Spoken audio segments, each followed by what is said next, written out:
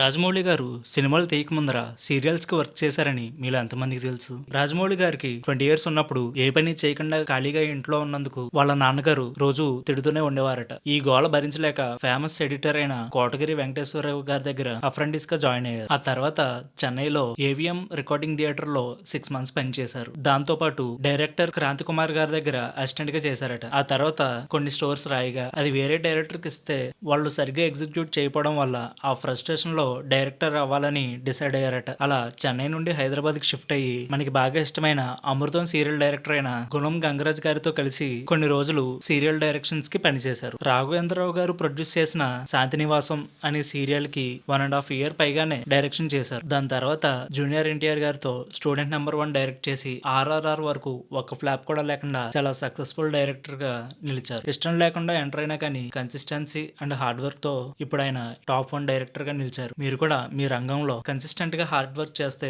Success అవుతారు. అలాగే రాజమౌళి సినిమాల్లో మీకు నచ్చిన సినిమా ఏంటో కామెంట్ చేయండి. రాజమౌళి గారు ఇష్టమైతే ఒక లైక్ చేయండి. అలాగే మరిన్ని ఇలాంటి విషయాలు తెలుసుకోవడానికి సినీ ప్రేమికుడిని సబ్స్క్రైబ్ చేసుకోండి.